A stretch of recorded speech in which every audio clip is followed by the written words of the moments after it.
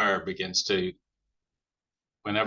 begins to deconstruct, whenever places like, obviously, the States, but also British dominions like Canada, Australia, New Zealand, South Africa, move towards a dominion status, they don't enter a space in which race doesn't matter anymore, or in which they're self-determining or liberated. They enter a space in which race is reconstituted, so that the continuing presence of colonial racial hierarchies is reconstituted in new form, and that notion of white dominion, which was the space given to the south of Ireland, is a way of understanding that and making sense of the two states on the island today. So the notion that Ireland in any simple way went through a process of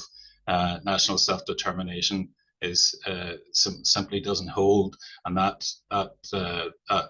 framing as white dominion is a useful way of understanding what's wrong, not just with the northern state in Ireland, but also the southern state. And then the final bit of the book is the question of the future. You know, most of you will be aware, no doubt, is that there's a kind of a new mood abroad in Ireland, north and south. This notion that that we have to talk about an end to partition. We have to, and by implication, an end to the British connection to the north of the island. But then a whole series of questions about what does that mean? What does that mean in terms of race? What does it mean in terms of self-determination? What does it mean in terms of Ireland's place within the wider world? So that final section is written very much in a kind of classic example of optimism of the will. There's a lot of difficulties, contradictions, challenges in getting to the point where we will see reunification of the island, see a different form of post-partition Ireland emerge. But the overriding reading, I think, of that from our point of view was to see that can be a positive liberatory process and to reclaim that project for people who are genuinely committed to processes of self-determination. So that's broadly what the book tries to do, and I think, Daniel, you had a series of questions that maybe lead us into to some of those topics in more depth. So do you want to come back on those? Yeah, absolutely. Thank you so much for that. So I guess to start, like laying out sort of the groundwork, you introduced to this, and so very simply, can you characterize the colonial relationship between Ireland and throughout the book you explain this in detail, but like England, the English, Great Britain, United Kingdom, right? As those change, can you sort of help us understand or characterize that relationship between Ireland and the British Empire? I think a lot of us have some conception of a colonial relationship between, say, France and Haiti, or Belgium and the Congo. What is it like in terms of Ireland and whatever the other UK, England, Great Britain is? Yeah, I suppose the defining aspect of it is actually longevity, in the sense that, you know, the date that most people take for the kind of the initial colonization of Ireland is the arrival of Anglo-Norman lords, followed by Henry II in 1169. So the 1169 to 71 period. But as we observe, the English state has already claimed ownership of Ireland from 50 years before that, so that, you know, that gives you some sense of the longevity of that process. Now, you know, obviously in the course of nearly 900 years, you go through a massive paradigm shifts in terms of how colonialism operates, the model it operates. too. And there are always dangers in claiming that, as some people do, that Ireland was the first colony, but it's certainly among the first.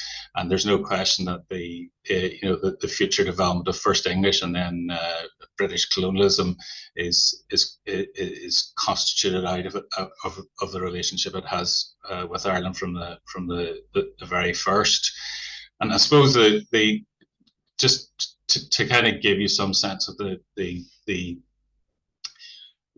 different modes of colonization over that extremely long period, I think it's useful to make that distinction between settler colonialism and administrative colonialism, which you see in other situations. If you think, of the classic example of administrative colonialism in the British in India, where they're essentially taking over politically and militarily an existing social system and squeezing it to make super profits from that, but not necessarily transforming the existing social system, and then contrasting that with settler colonialism, where you're actually replacing an indigenous people with something else, with a settler colony, which almost by definition becomes genocidal.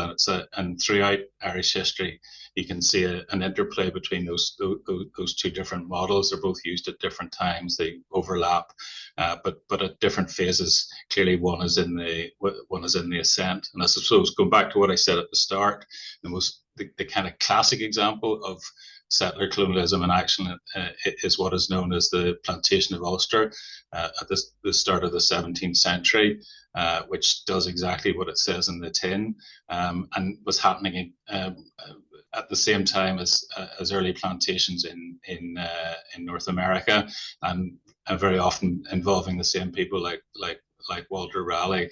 So you get a specific form of settler colonialism associated with the north of Ireland, which is implanted within that wider history of administrative colonialism, and ultimately lends the specific flavour, if you like, to the kind of ethnic divisions in the north of Ireland, where you have a large settler colonial population, usually identified as Protestant and made up of mostly English and Scottish settlers, and that development, if you like, creates the context in which you begin to see separate development in the north and south of Ireland, which ultimately leads to the possibility of partition, the ability to see that if most of Ireland is going to break away in the process of a movement towards independence, then it's possible to retain a small settler colonial offshoot in the north, and that becomes the justification for partition in the 1920-1922 period. And then, as I said, those at that moment, we would certainly argue the north of Ireland was never decolonized. It never went through any process of decolonization. So it has to be understood in a straightforwardly colonial paradigm, because it's, if once you've accepted that Ireland was colonized at one point, then the part of Ireland that was most obviously colonized in a kind of classical settler colonial paradigm is a bit which still is immediately politically linked to England and Britishness. So it was never colonized. But what happened in the south of Ireland was, as I said, instead of a process of self-determination, the idea, as we frame it in the book, of the commitment to republic, which is what the independence movement wanted. Instead, it was given by a place within the British Empire. Explicitly, it was supposed to be a white dominion within empire, and everything. Well, that's probably too broad a generalization, but a lot of what is still wrong with the 26 county state stems from that failed revolution, from the fact that instead of the republic, which everyone voted for, or the vast majority of Irish citizens voted for, and the only time we had a democratic election across the whole of the island in 1918, instead of that, they got a partitioned island and a white dominion in the 26 counties. And as I say, if you want to understand the Irish state and its political and social dynamics, a lot of that is rooted in that history. So I may have rambled on there too long, but that gives you some sense of that long-term development, I think, of the connection with England. But I mean, the main point is from a northern perspective is that never ended. You know, there never was any process of decolonization in the six counties at all. So there's not even a pretense of decolonization there, and we all still live with that history. Yeah, no, I think that's great. I mean, trying to squeeze 900 years of colonial history into a few minutes, I think we could be here. But so I guess it leads to, like, this actually I hadn't had written, but so does the sort of the settler populations that end up settling in Ulster in the north, how conscious are the British of sort of those settlers influencing the partition sort of later in history, right? Is that a conscious effort to move settlers into that area to sort of influence the culture and the politics, so to retain that area in a way? Well, it absolutely is, but not in that straightforward kind of demographic sense, because of course, until you know, democracy raises its head, which, as I said, in Irish context, didn't really happen. I mean, it didn't even happen in 1918, but it was that was the first time when you had a semblance of a democratic election where Irish people could actually say what they wanted politically. Of course, at that time they voted overwhelmingly for Sinn Féin on a straightforwardly pro-independence, pro-republican republic line. So it's in that sense, the settler colonialism was.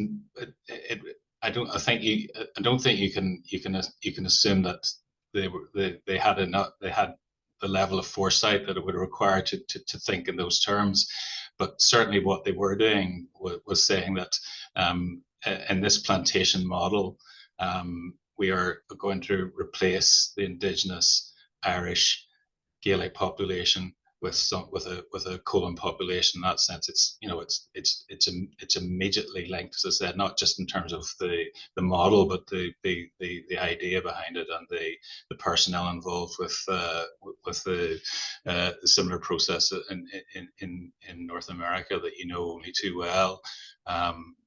So in that sense, it was a different way of doing colonization, and it was a way of doing that either explicitly or implicitly was genocidal, because once you've decided that that settler colonialism is the model you're going to use, then indigenous people have no place within the colon, and the most obvious implication of that is that it would be better to get rid of them, which, as I say, becomes genocidal. Yeah, I think that's Dan and Robbie. I'm making notes here as you're speaking, and yeah. I was just going to ask if for those who may not know, could Robbie just quickly quickly talk about what you mean by partition? Yeah, sorry, please. I can assume too much. There's maybe some folks who aren't familiar with the use of that term. Yeah, so I mean, again, but essentially, what happens in the well, we may want to talk about in Gordon Moore what you know as the famine a bit more in a different space. But anyway, if you look at what's happening in Ireland politically and well, let's take it from the Act of Union.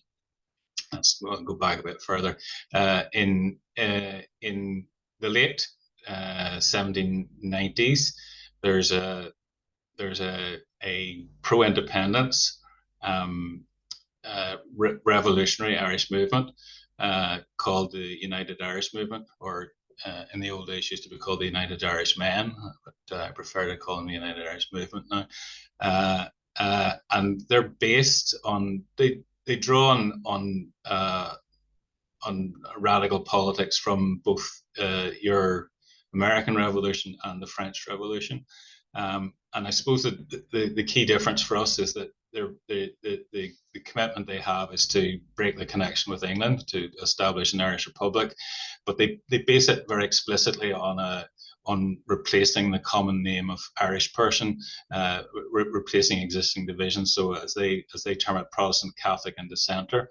So that you know, if you contrast it with the let's say the mainstream elements of your revolution, it's much more explicitly one that says that there's an alliance, a progressive alliance to be made between the settler colonial population, i.e. the Protestant and Dissenter population, and the indigenous Irish population. So it's very explicitly building a new Irishness out of an alliance between those two groups in a way that never, I mean, you know, you could argue that people like Thomas Paine at least addressed those issues in the American context, but by and large, you know, the American vision was not one where African Americans and other settler colonials and indigenous Native Americans would forge a new nation together. It was much more straightforwardly one that was located within existing settler colonial power structures. So there's something remarkable about the United Irish Movement, but ultimately it's defeated. It's defeated by pretty draconian repression by the British state, and as a consequence of that, the British state decides the only way to make sure this never happens again is to integrate Ireland into the UK. So at that moment, Ireland, the sort of colonial distance between Ireland and Britain disappears, because Ireland is to be merged into the UK in a way that most other British colonies obviously were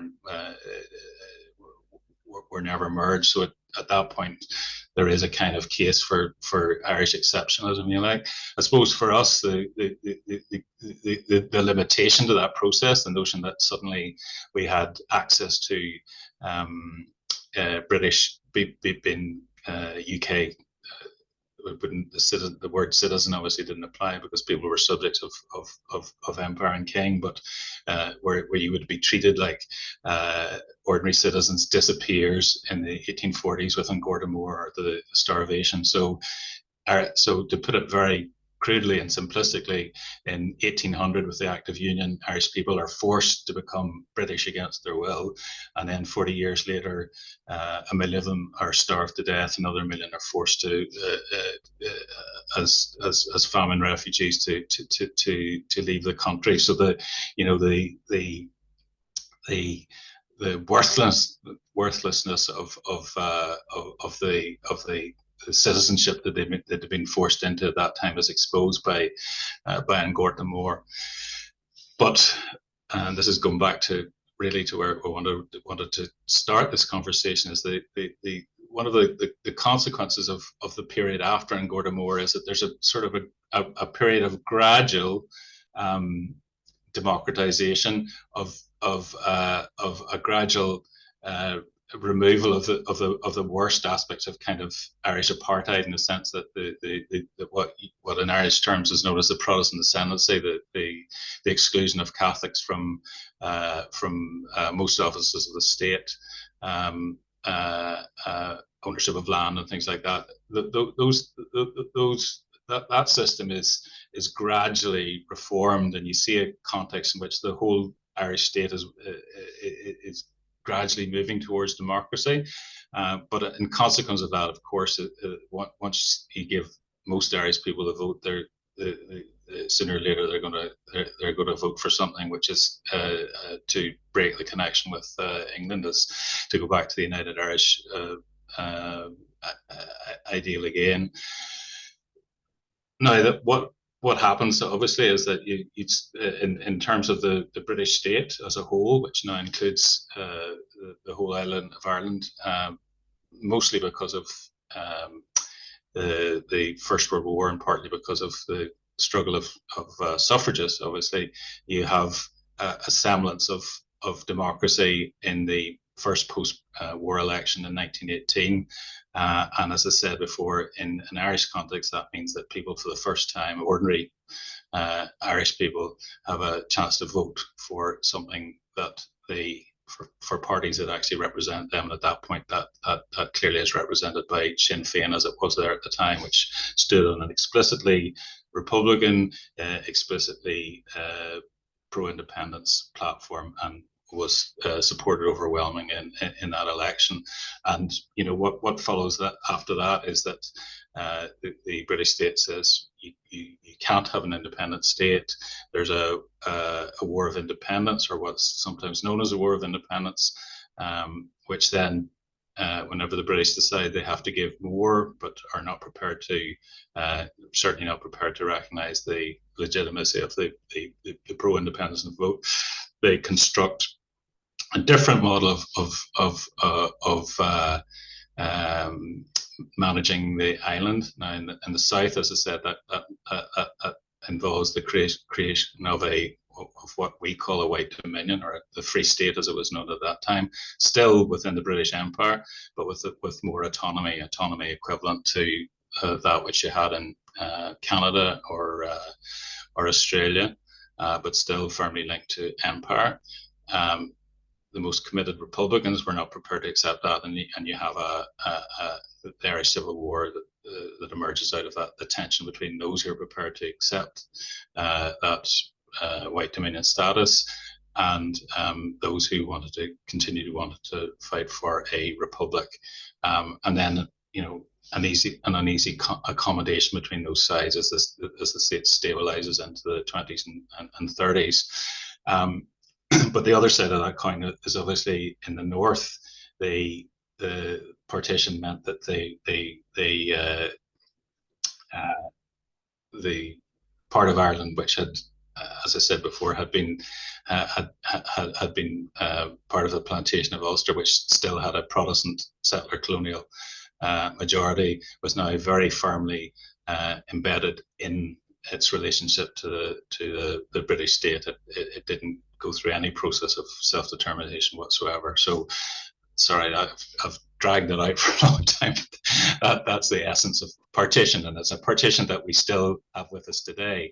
I suppose the only thing that, again, people may not know, but the obvious thing that has happened over the last 100 years is that the state in the north was clearly constructed to guarantee a Protestant majority. That's why that's why Ireland was partitioned in the way that it was, that Protestant or pro-British majority.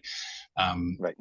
There's been a demographic transition over that period, and now both Catholics and nationalists are certainly in a demographic majority, and are approaching a voting majority, which has obviously created a completely different dynamic in the north. So, if you like, going back to that question about, well, how did they, when colonialism first said that it would be a good idea to introduce a settler colonial population into Ireland, did they, could they have imagined what the outworking would be? No, because the most recent conception, or the reason why the raison d'etre, if you like, of the Northern Ireland state has always been that it would have an inbuilt unionist majority, but now that inbuilt unionist majority has gone, and that's why there's so much excitement around the possibility of a different future. But I mean, I would have to say, from our perspective, and I'm sure you'd be sensitive to yourselves, is demographic majorities are different from the politics of transformation. And one of the tensions we're always going to have with these things is just, it's like the old Canadian notion of the French Canadians, how that they would breed for victory. It's a quite reactionary biopolitics to kind of assume this is the only way you can build a better future for Ireland. But it is definitely true that the demographic transition is the motor for change at the minute. Great, thank you. Yeah, I think that conversation between the reforms that are in some ways settled for and the transformation that's maybe hoped for by some. We're going to get to some questions in a minute. I just wanted to sort of take us one more step to okay, so now we have a sense of like Ireland and Great Britain sort of colonialism. Where does Palestine fit into this? And I think like in the US we hear a lot of like, settler colonialism is this, thrown at us as like this new term. Like, where did this term settler colonialism come from? We hear in the news a lot. And obviously we all know that that's, a foundational idea in this whole field, this whole conversation. And sort of is what's happening, is what we're seeing in Palestine historically and now. Like, in what ways is it similar? What can we sort of learn from Ireland and the UK that we can sort of apply there to that understanding? Well, I think it's very similar. I mean, it seems to be that the real reason why people are the scale of the horror and death obviously explains why people with any semblance of humanity respond in the way that they do. But I think at one level the striking thing in terms of the parallels is it's in terms of contemporary Palestine, why it resonates with people is it's what settler colonialism looks like.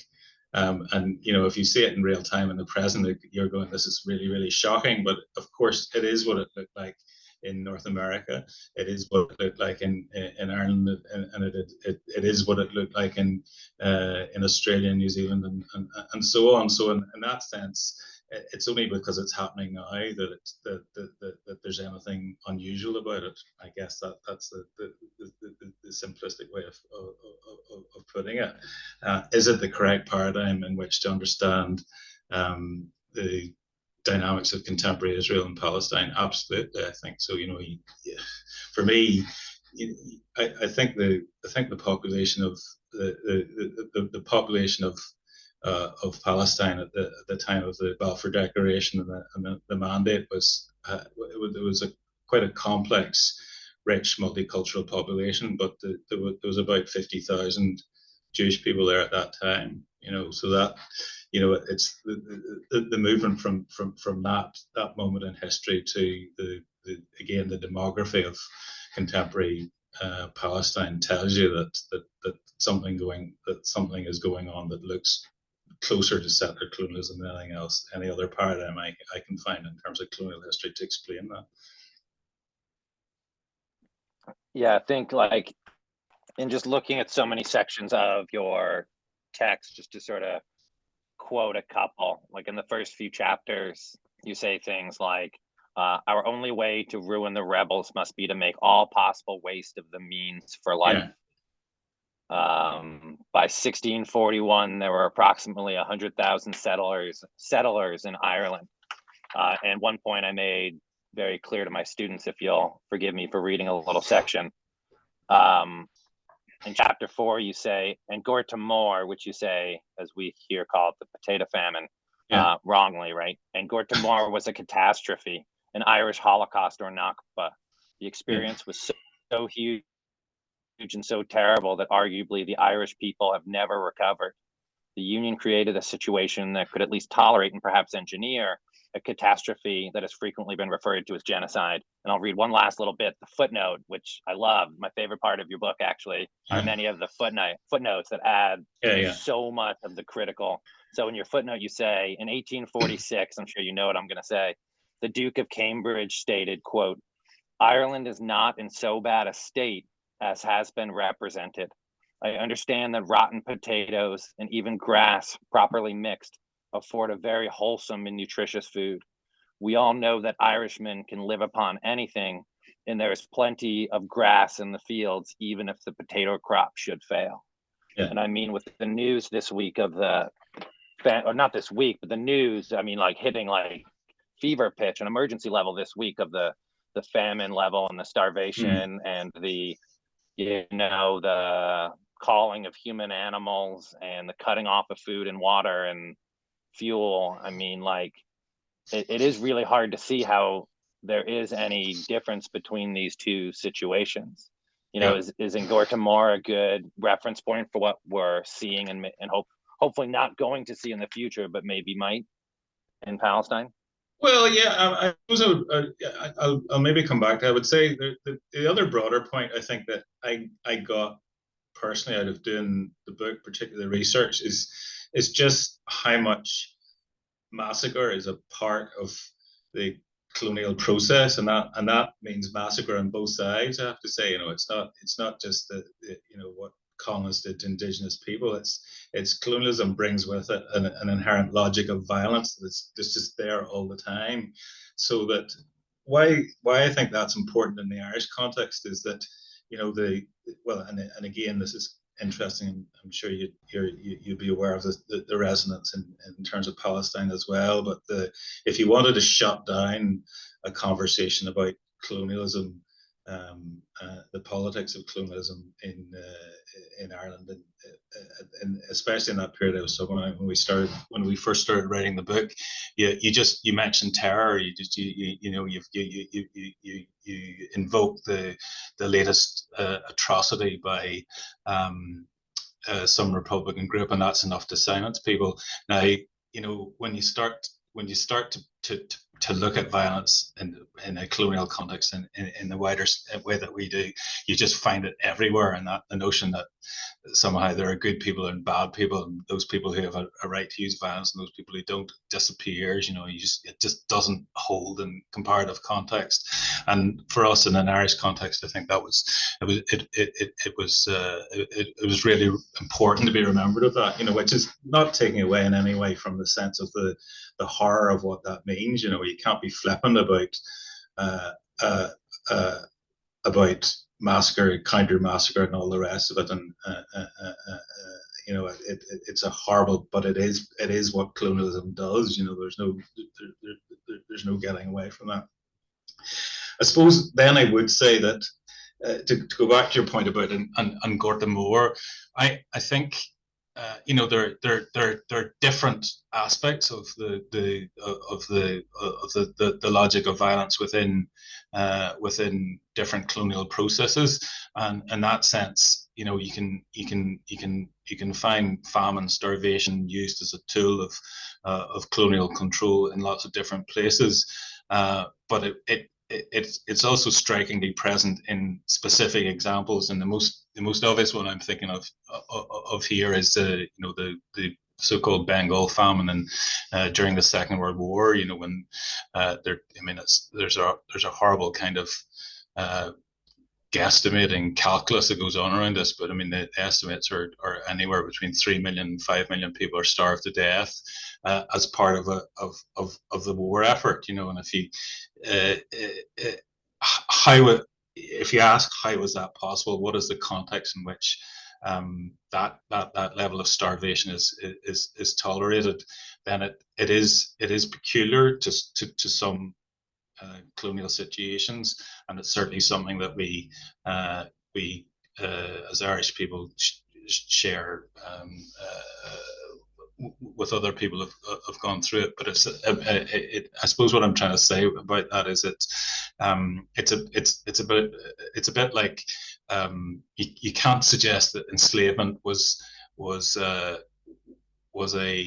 general a general quality of colonialism. It worked in some context, it was used in some context, and famine and starvation is exactly the same. It's not necessarily it doesn't necessarily accompany the colonial process everywhere you go, everywhere in the world, but it will be definitive of that process for some people, and certainly in the Irish context, it was absolutely definitive. And I suppose to repeat what I was saying before, the most striking aspect of that for us, it's one of the big kind of historical lessons you get out of doing the work in the book, is you really have to say that what is most shocking about the union that we still live within today. If you live in the north of Ireland, the union of Great Britain and Ireland as it was at that time, is it was constructed out of the colonial relationship with Ireland. It was a relationship that we were forced into against our will. Like no Irish person ever. Well, that's not true. The tiny number of settler colonial ascendancy people in the Irish Parliament did vote for it, but no ordinary Irish people voted for that union. And yet within 40 years of being forced into the Union. People were being starved to death in their own country by a government which had forced them to become citizens of that country. So it gives you some sense of both the horror and the shallowness of the Union and its relationship to Ireland. Yeah, thank you. And so I'm going to ask one more question, but I ask people to put any questions they have in the chat, and we'll get to those very briefly, so very soon. So I think I'd be remiss if we didn't bring up Easter Rising. Yeah. And the famous song Grace. And for anyone who's been to a pub in Ireland, had the joy of being, in Ireland in a pub and heard the band sort of strike up to Grace and everyone link arms and sing every word. I think you said the word before, terror, right? Like you just say the word terror. Like Grace is a song about 5 young men who, did what many would call terrorism. Or I guess not one young man and his wife, but more or less about the events of the 5 young men. And I'll spare everyone the reading from the text, but you talk about self-determination and the right to resist in some similar ways to, I think, CLR James and Black Jacobins talks about the moderate reaction of the colonized to the structural and cultural violence of the colonial oppressor. Can you sort of say a little bit about sort of Palestinian resistance in that context? Like, why is it that we can see the Irish revolutionaries as noble and we see the Palestinians as terrorists? Well, I mean, the first point is we don't. Like, it depends on whose perspective. But if you were doing political work in particularly in the north of Ireland during what's euphemistically known as the Troubles, that the notion that that any of those people, and Pierce, Connolly, or anybody else could be valorized in any way would have been unthinkable. I mean, as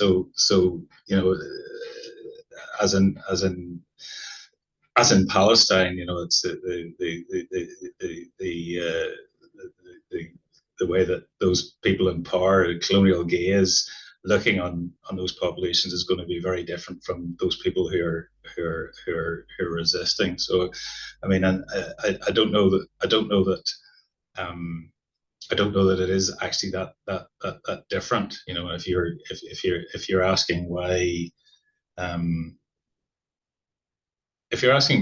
Palestinians aren't allowed to resist, then I suppose it's the point is the same as that. In Ireland, people weren't allowed to resist either. Like, it was a huge kind of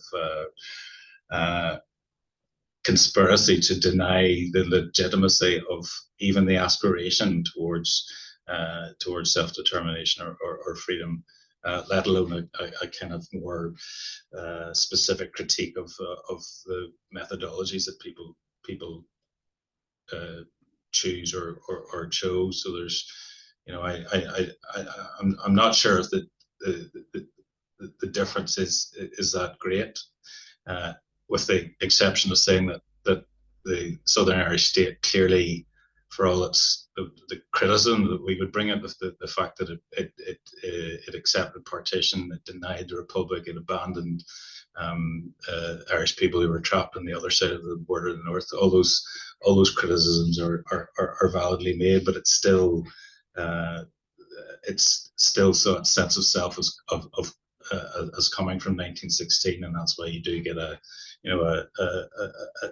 at least a formal state celebration of 1916 and the Rising, which in other eyes was just another example of kind of colonial terror. But those same people were just as brutally dismissed as Palestinians would be.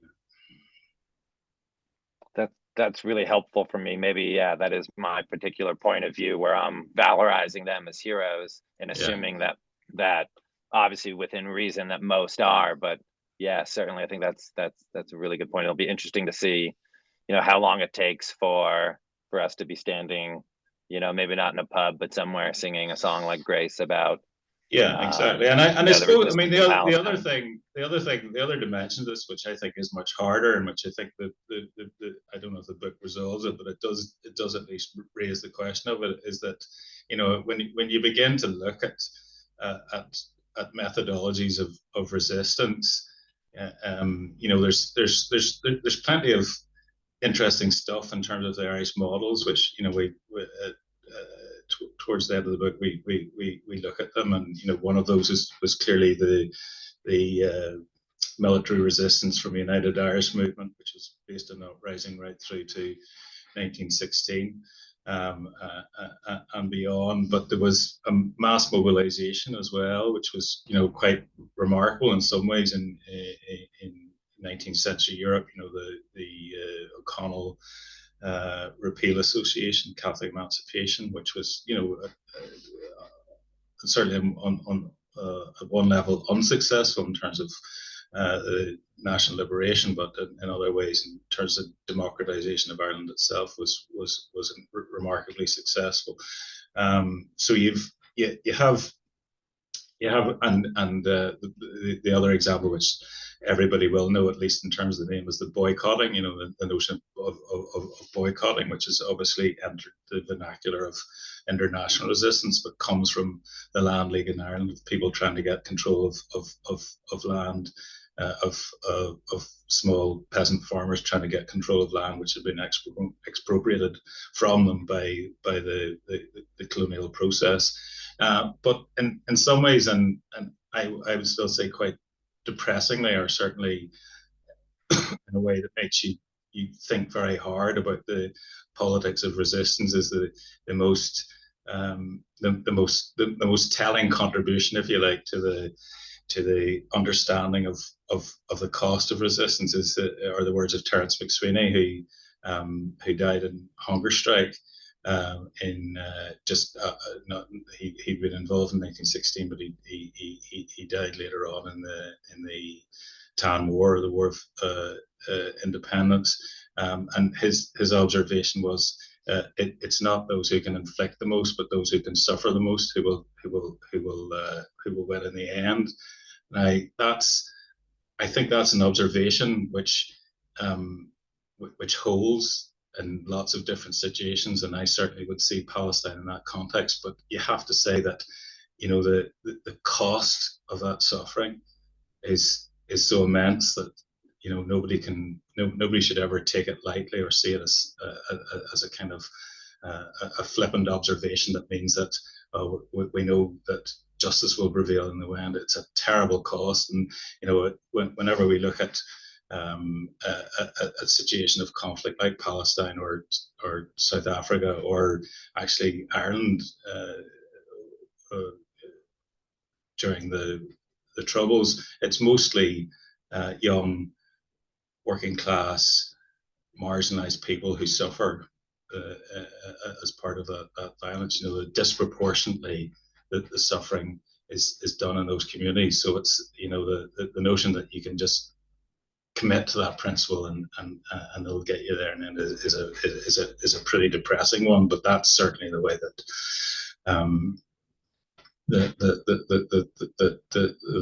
I think that the McSweeney observation is really, really important, but it's pretty stark as well. Yeah, thank you. That's, yeah. But, you know, I mean, at the core of it's just saying, how much can you suffer? How much can you suffer? And it's you know, it would be better if nobody suffered. You know, it's easy to say that, but it would be better if nobody had to suffer to get us towards democracy and justice. Right, and that's why, you know, 52 of us are here tonight listening to this, so we can work towards that possibility. Yeah. Megan, do you have a question from somebody that you want to pose to Robbie? Oh, yeah, we have a good amount of questions in the chat. Thank you, everybody, for starting to contribute your questions.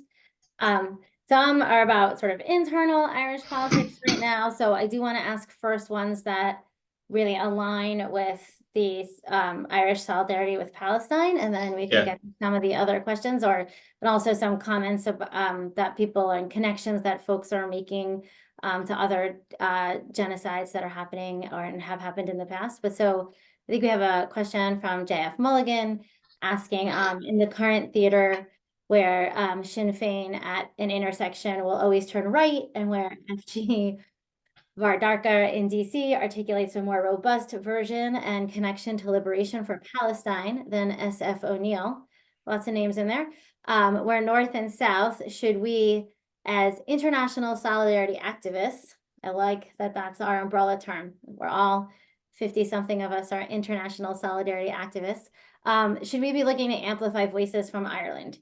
In terms of electoral politics, is it people before profit, and outside of electoral politics? I think. That's there's some big questions in this chat. I'm gonna forewarn you. That's not a big question. It's just I mean, I'm not trying to avoid the question here, but it's like those are party political questions that I think are valid, but in terms of the kind of sweeping view of where we're going, I'm not the kind of person who kind of feels that you have to place your faith in a political party in that way. So they as Bobby Sands said, everyone has their part to play, and that would be true of the hard left in Ireland, would be true of the broad Republican constituency, and it's also true of softer liberals and nationalists as well.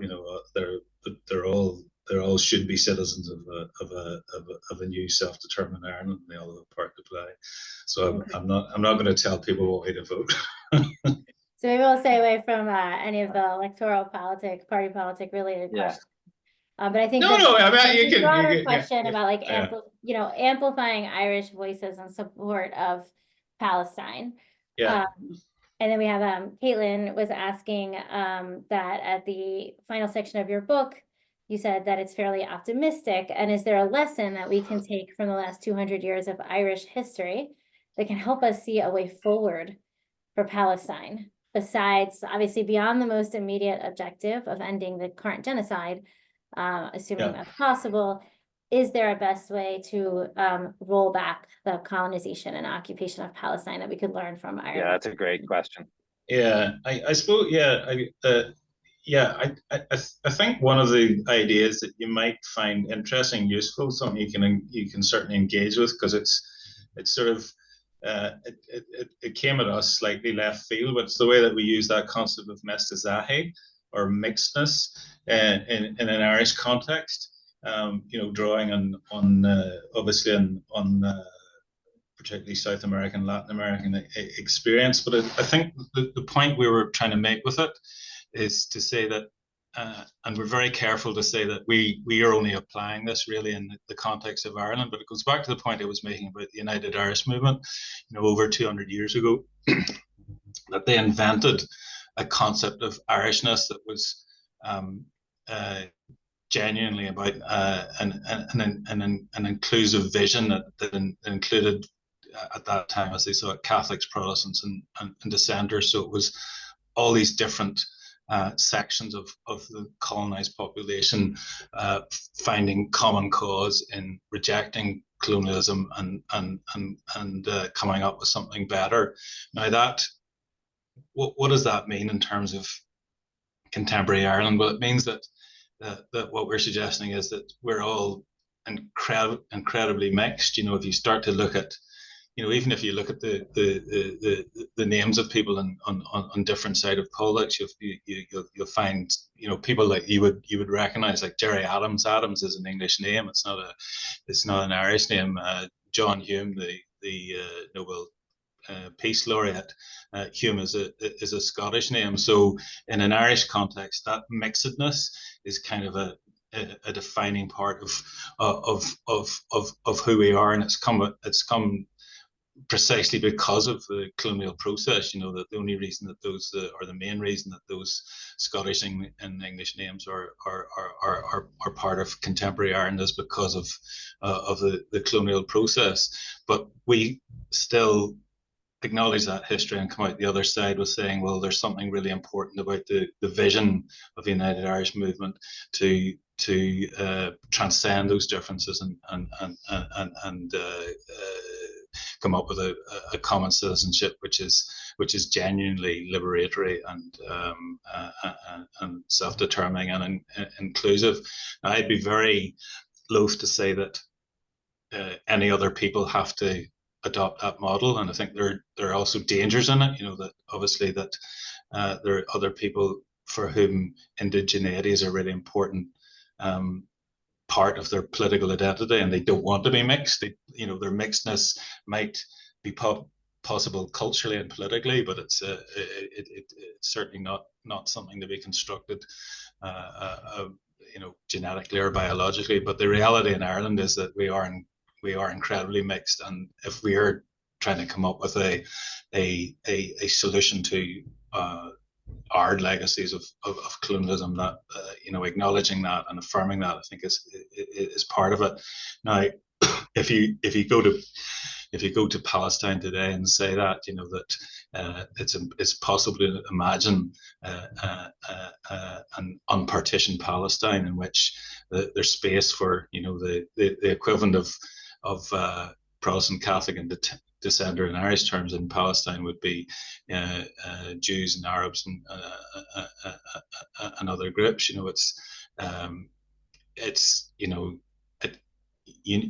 That at this moment that's utopian, if not directly offensive, but still that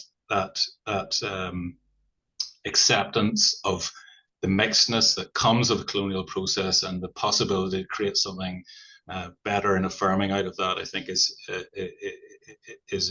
important, and you may get something out of that from the way we use that in the book. I suppose the other thing that I should say this, which is I guess more negative, but it is really, really important, I think, in terms of the political lessons that we learn from Irish history, is that this is something which will be close or dear to many of your hearts, is that one of those striking things in terms of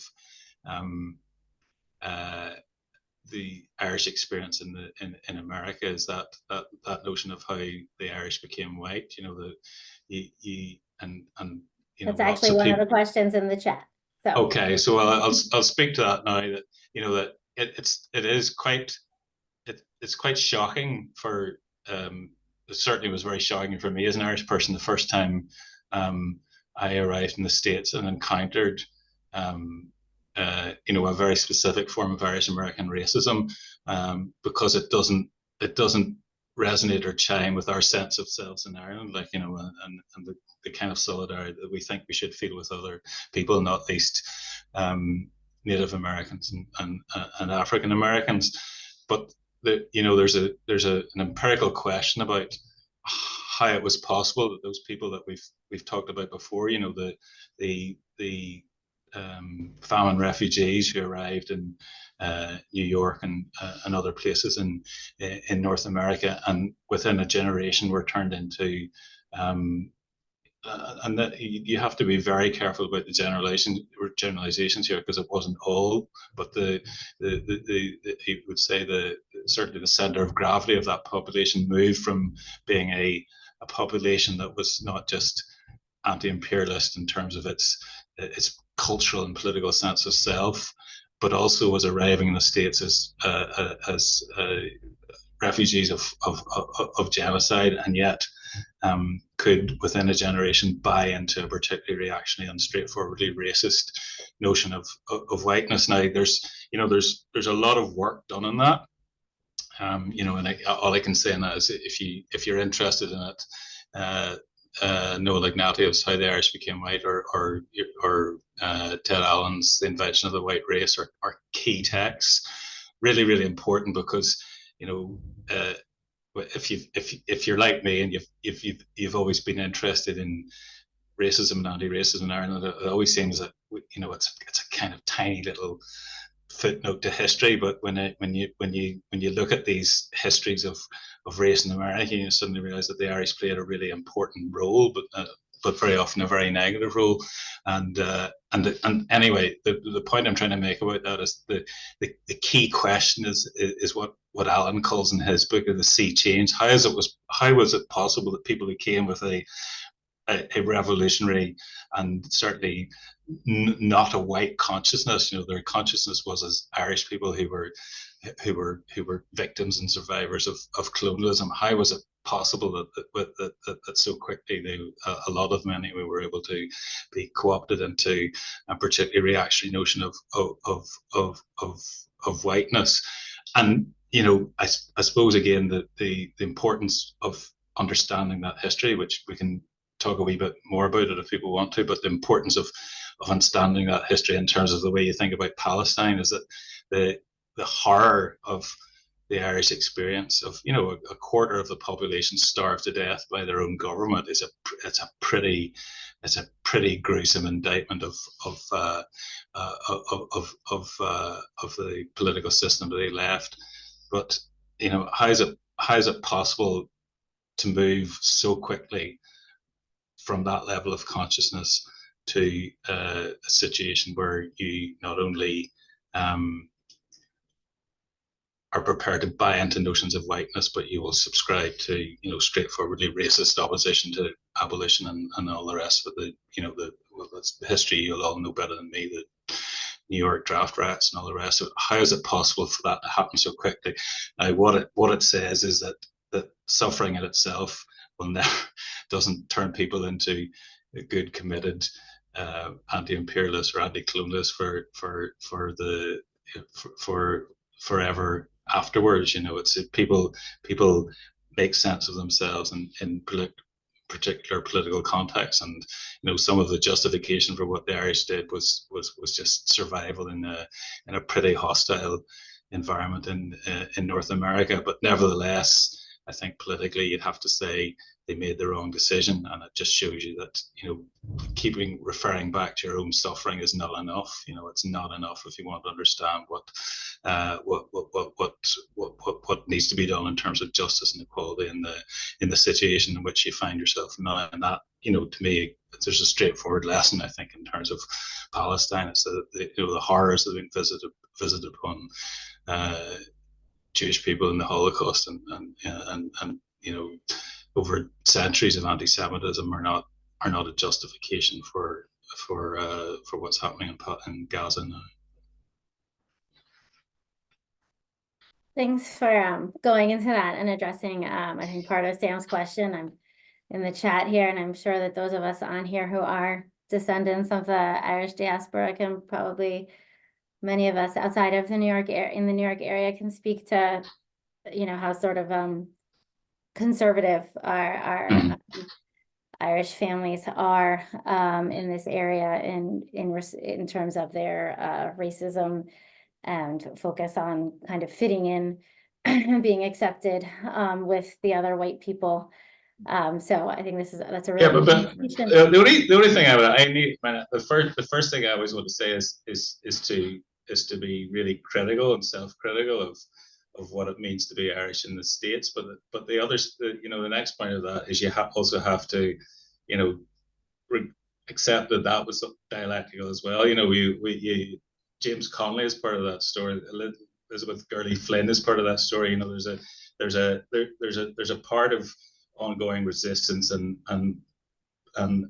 radicalism that also comes out of Irishness as well. It's not that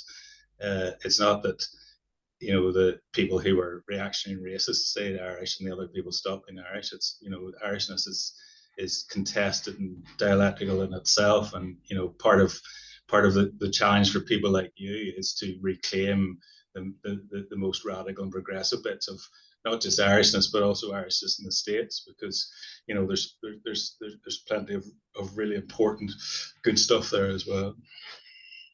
Yeah, that was actually a question that I and some of my students had related to that. If you don't mind me asking this one, I wrote to me and to my students as we read, this text, we see the solidarity of a formerly colonized and dehumanized people. And as your now former prime minister said just 9 days ago about Gaza, quote, we see our history in their eyes, a story of displacement, of dispossession and national identity, questioned and denied, forced immigration, discrimination, and now hunger. If it is in fact, as you suggest, that, and this is the quote I think that you were referencing, there are decisions to be made by each of us about reclaiming the parts of our past which support liberation and in particular decolonization. What is it that points some of us, the anti-Zionist Jews, the Irish Americans for Palestine, what is it that, like, if it's not in our epigenetics, if it's not in our DNA, right, that points some of us towards this justice and points others of us, unfortunately more of us, towards this, reactionary conservatism? Well, that's a big question. I mean, all I can say is that, I think these things, it's like Mark said, people make their own history, but not, they're not absolutely free to do it at any time. So you whatever way you construct your politics, it has to come out of a sense of your own personal history. I completely buy into the notion that whiteness is just something to be deconstructed. It's not. There's no positive function to it. Like, it's not an ethnicity to be defended. So it's a political formation that should be dismantled.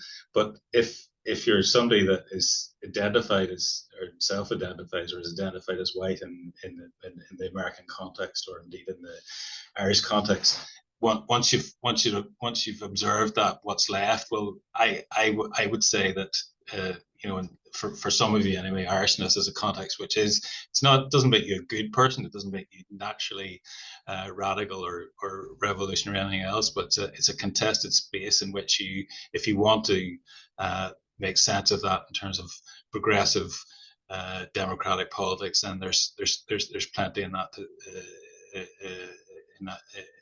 in that history to do that, so that you're not left identityless, if you want to put it that way, in terms of a rejection of whiteness, but you've offered a different space in which to make sense of your personal history, your broader community history, and where you want to take that in America or Ireland or wherever else. That's a really powerful answer. That means, personally, that means a lot to me. That's exactly it. Megan, do we have one more question, maybe? Oh, we have a lot of questions, but okay. But I'll try to keep folks. We try to get folks' questions answered within a sensible time frame. We did have a clarification question. Actually, the two Irish revolutionaries that you mentioned as part of the conversation about the Irish becoming white, was it Elizabeth Gurley and Joseph Conley? James Conley. James Conley. I knew Joseph didn't sound right, but and we have a great kind of, I think. And you mean you had? I mean, this is where it's important that people know your history, because of course we would, if you go to Belfast, people claim Conley there, because he worked and organised in Belfast. There's a great James Conley Centre which you can visit if you're over on the Falls Road. Fantastic resource, and is very aware of the importance of Conley as an internationalist, as well as a Republican and a socialist. But Conley was born in Edinburgh, in what was called Little Ireland and the Cowgate. So he's part of Scottish history as well. He was a wobbly activist in New York. He's part of your history as well. So it's that's all of those things are woven into the Conley story, and that anyone, I suppose what I'm trying to say is, anyone who rejects Irish America is just inherently reactionary or racist. Is missing the point that Conley was part of that as well. The reason he was there was because he was Irish, and the reason he was there is because one of the key tasks that he saw was trying to organize Irish American in a more progressive way. So, you know, those stories are really, really important, especially if you're trying to contest this, you know, monolithic stereotype of Irish America as just being inherently reactionary, because it's not. Like it's like lots of other identities, it's been contested and it's contradictory, but there are really important progressive bits of it to be reclaimed and celebrated and learnt from. Actually, one of our participants tonight, Cathal, or I apologize if I'm not saying your name right, said that they purchased your book at Conley Books, I believe. Whoa! So, and that was Conley Books in Dublin, though, was it? See, that's actually where I got my copy as well, in Dublin. Yes. See, Dublin claims him as well, like, but he's really from Edinburgh, and he spoke with a Scottish accent all his life. So we have a great observation in the chat from folks who said that Egyptian observers have spoken of feeling liberated by Palestinians as Egyptians take to the streets, and really kind of wanting to discuss if there may be a similar dynamic amongst Irish Americans in this current wave of protest, that they're feeling liberated, I think, by what's happening in Palestine, and like feeling the opportunity to reclaim their Irish American revolutionary views. Yeah, is that sorry, reframe that question for me, would you? Michael was asking, trying to make a connection between the dynamics of what is going on in Egypt, where Egyptian observers are talking about Egyptians feeling liberated by Palestinians as they take to the streets, as Egyptians take to the streets. Okay. Yeah. And is there a similar dynamic, though very different, for Irish Americans in this current wave of protest? Yeah, I just don't know, because I mean I did go on one protest when I was in New York, but the most, I suppose, the most interesting and uplifting aspect of it was the Jews for Palestine, who I'd never encountered before. I was really struck by. I thought that was a very brave and piece of solidarity, and it was also, in some ways, it showed you the importance of different voices, because their voice was harder to silence at that time than a lot of other voices, I think, and that was really, really significant. But in terms of where Irish America is at, I don't know. I have no sense. I do have a sense of kind of wider solidarity mobilizing in Ireland, and actually more particularly in Scotland, because this is where I live, and I suppose it's you know, it's at one level it's just really good to see so many people out on the streets talking about politics again. There's been a dearth of that kind of activity here really since the BLM moment anyway. So that's really significant. It's obviously significant because it's not about Scottish politics per se. It's about solidarity. That's really significant in itself. But I think, I suppose that there's a couple of things I would observe about that, and I don't know how universal it is, but certainly one of the things that really struck me about the protests here is just how many young women were involved. That was a revelation. It was, and just in terms of the leadership, the sheer numbers, that you know, if you're as old as me, like you've been marching a long time, but whenever I was 18, it was, you know, it was gendered in a different way, and it was really important to see that, I think, as a political change. And then the other side is just in terms of that point in Ireland. I think that it is absolutely true that most Irish people have there's a straightforward empathy, if not solidarity, that comes out of the history that we've talked about before, that if you have been dispossessed, if you have had your land taken off you understand the horror of that situation, and there's a natural sympathy. So to some extent, Irish exceptionalism, particularly in the early days, actually, whenever, you know, the Irish state, which is not known for rocking the boat, particularly in terms of its relationship with the European Union, was doing, you know, quite important, good things in terms of opening up a space, at least for at least to support ceasefire and the developments of a peace process.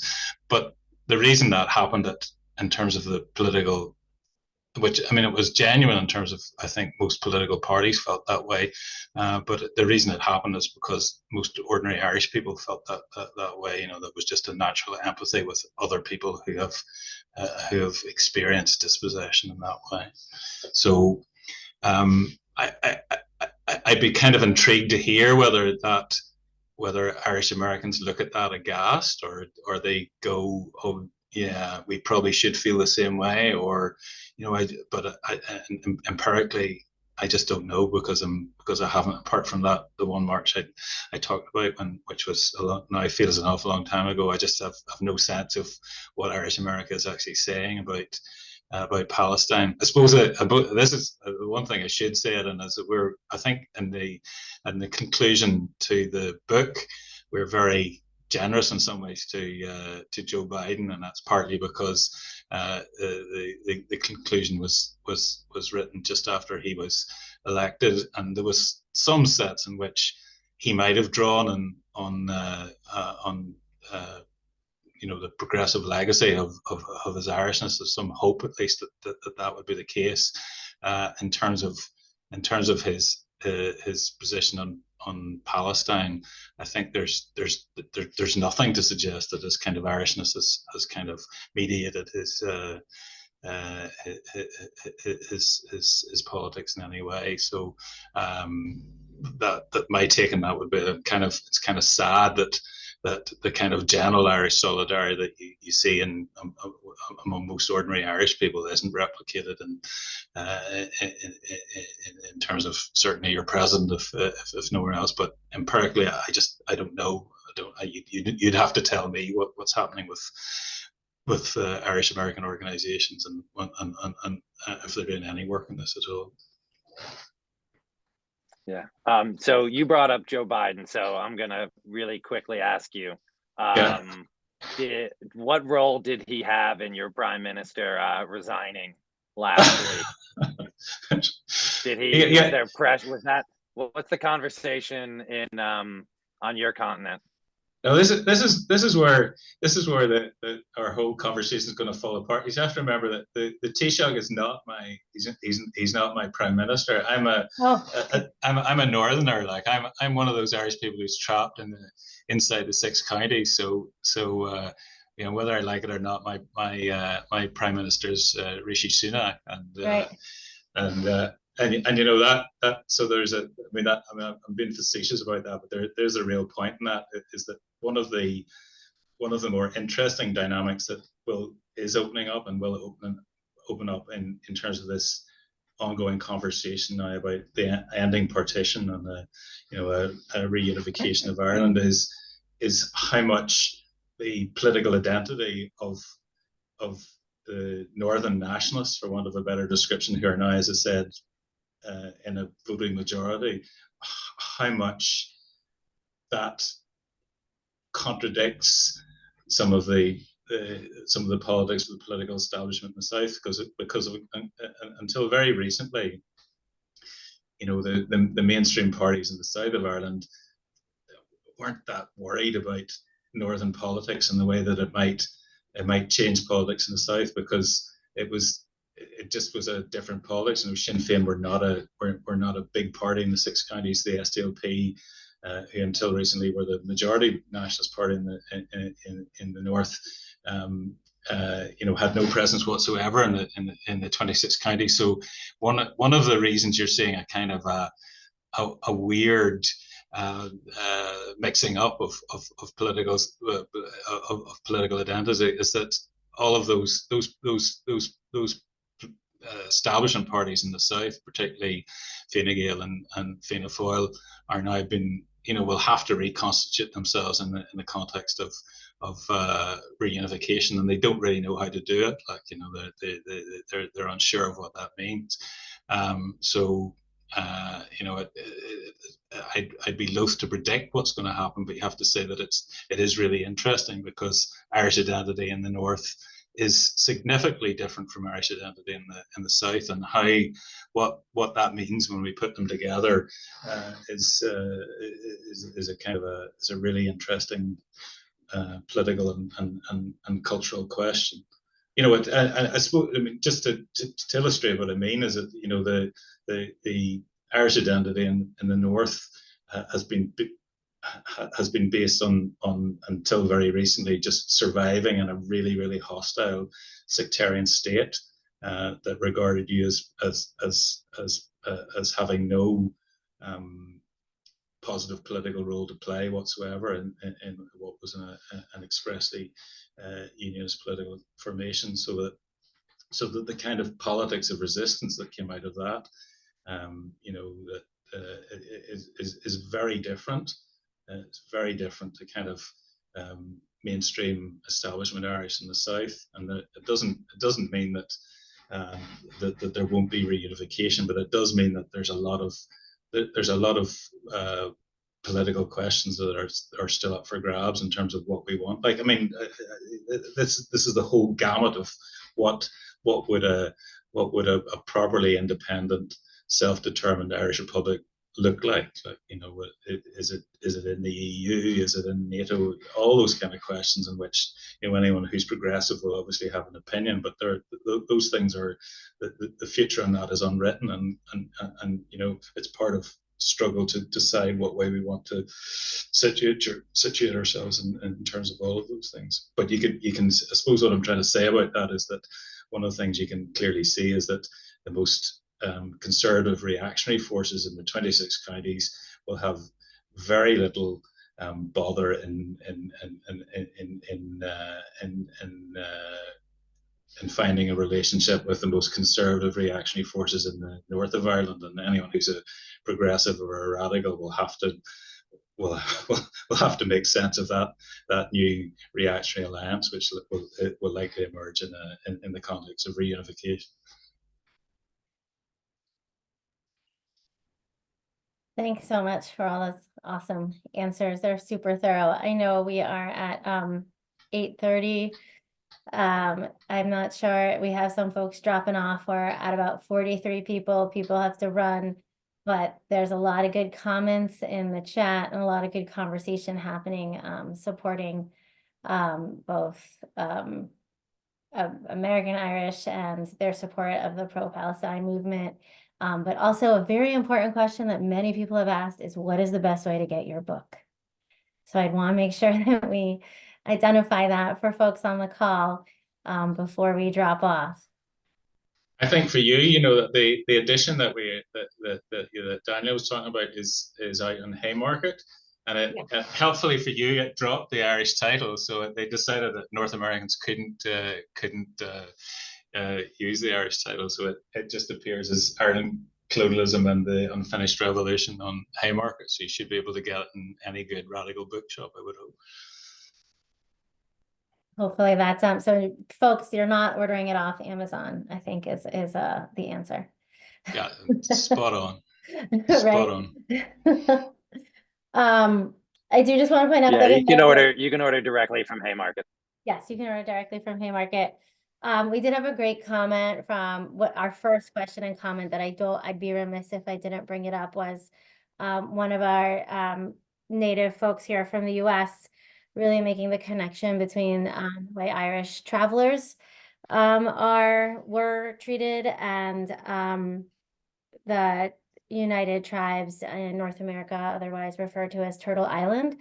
So if you have any just sort of parting words about the similarities and alignment between the Irish traveler population and what we see happening on Turtle Island, and also the current, there were some questions about like the current state of racism in Ireland today.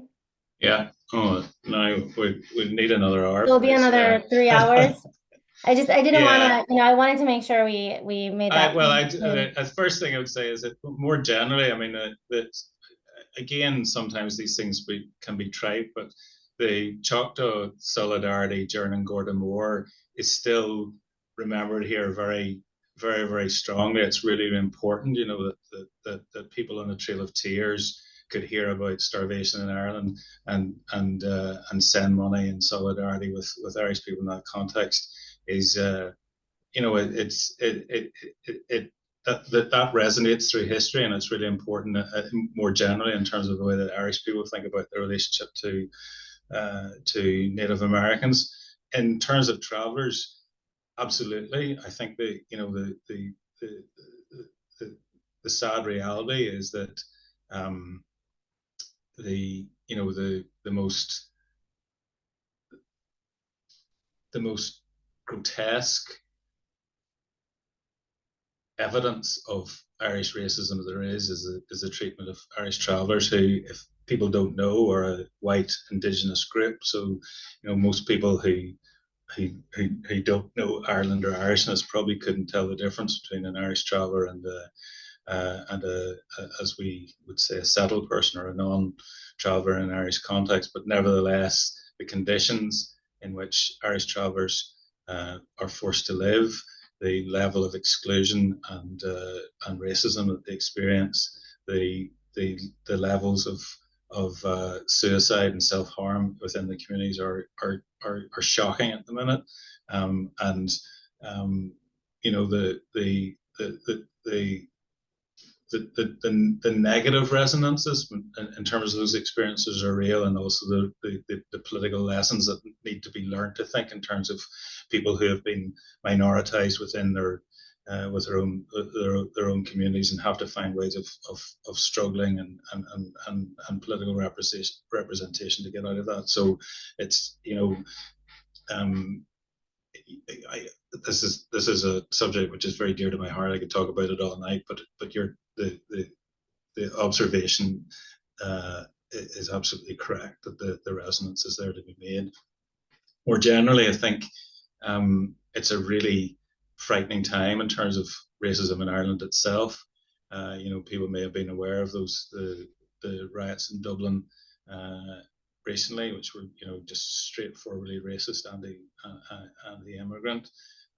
You will see quite scary appropriation of BLM in the Irish Lives Matter reframing, in the way that, you know, White Lives Matter was used in North America. You see that quite commonly now as graffiti, particularly in Dublin, but also particularly disturbing to me is you'll see it in the north. I mean, I never thought you would see that kind of stuff appearing in Gable balls in Republican areas and in the north, and yet you can't find it there.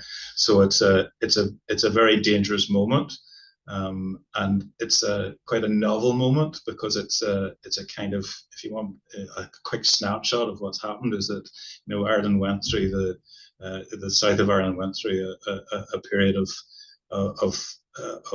you know, remarkable economic growth and prosperity, and you know, almost overnight went from being a country of out-migration to a country with significant people of colour populations, you know, and in this context, the ratcheting up of anti-immigrant and anti-person of colour political rhetoric is quite scary. I mean, it hasn't really worked its way into mainstream politics yet, and, you know, there's a well-organized resistance to it, but there's no question that we're entering a new phase where the possibility of mobilizing mobilizing Irish racism in a very expressly politically reactionary way is new. You know, the only time that you can think of racism being used politically in that way in the South is the way that anti-Semitism was used, you know, at times in the pre-war period, and more particularly the 1950s. That by and large, racism has not had a political space within mainstream Irish politics, and I think there's a danger that that's going to change, and we certainly we need to be really, really vigilant in making sure that isn't allowed to happen. But as I say, the other side is that, you know, Ireland has been transformed. You've seen the new emergence of a whole generation of Irish people of colour in cultural and political leadership roles, and that, you know, that's a core part of the transformation as well. But there's no question that these are dangerous times, and we have to be ultra vigilant in that. Excuse me. All right, thank you so much. I think we're going to wrap up. I think, one, I want to thank you so much for joining us, staying up late, answering all of our questions. It's so important. We got so many comments, how important this is to see these connections, to see colonialism within this global context, to support the people of Palestine, to see the unity of colonized spaces, hopefully colonized places within our lifetime, and the just solidarity that we need every day. So I just want to extend an enormous thank you to you. If folks are interested in reading the book, I'll send out an email. We can start a book group, but I'll follow up with a recording of this and any of the notes and links to some of the organizations that sponsor. Is there any last words you want to say?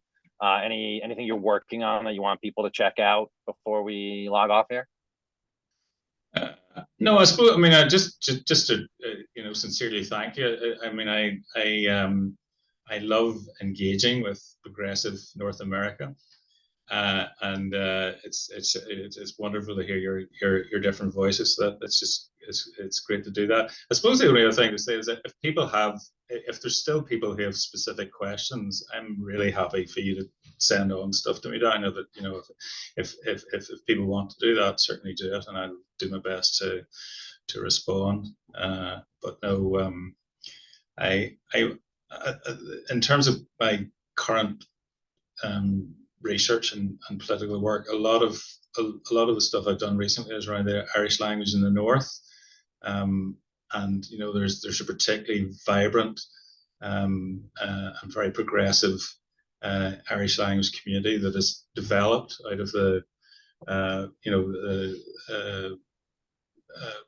political struggle around the Irish language, more particularly the development of Irish schools, which have created a new young Irish. I suppose the most obvious manifestation of this that you probably will have seen is kneecap, or people come across the band kneecap. I mean, that's the kind of cultural expression, if you like, of that, but in a much more boring and kind of research focused way. That's where a lot of my work is at the minute. But it's a very nice place to be, because you kind of there's a sense of people who are working towards for whom the summer is coming, and the way that we use the phrase in that book. You know, it's a young, hopeful, progressive, active new constituency, which is if we're going to build a new Ireland, is going to be a core part of that. Yeah, I expected you to come with the Irish flag ski mask on at the beginning of this, like kneecap often wears. But no, that's really important. You're never going to end this conversation, because I mean, one of the interesting things about the tricolour is, and one of the things that you could challenge about the iconography of kneecap is, like, what does the flag represent in terms of, you know, the new Ireland that we're talking about? You know, there's a big debate around how the flag has been used, particularly by the right in a straightforwardly racist way. So none of these things are simple anywhere. But in Ireland, they're obviously doubly or triply coded. So we probably should just end the conversation there and leave it. Yeah. Last thing, but here in the U.S., it often is a symbol of not great sort of politics too. Yeah. Is the sunburst flag? Is the Fenian sun? Is that the flag we should be flying? Yeah, well, starry plough. Yeah, that's right. The sunburst or the starry plough Star for and me plough. would be is the Conley flag. Like that's the Republican Socialist flag. And if you want to understand the kind of the progressive potential of the Lower East Side, let's put it that way, and what Conley brought to you, then that would be my flag. You can order that from Connolly Books. I just saw it on their website. I'm going to do it right now before the rest of you do. All right. Dan, just real quick for folks that do have questions, because they do, and they would like to follow up with you. What might be do you mind sharing your contact info? Do you want Dan to do it in his follow-up email? Yeah, Dan can do it, but I'm happy to field anything that people want to send. That's great. Okay, so I just want to thank you for being so accessible. Oh, Fibre B. That means no problem in Irish. Fibre B. There's your Irish lesson for tonight. I just loved when I was in Ireland that everyone just said grand. Everything was grand.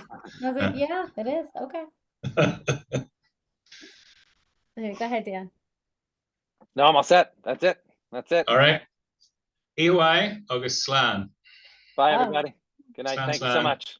Slan.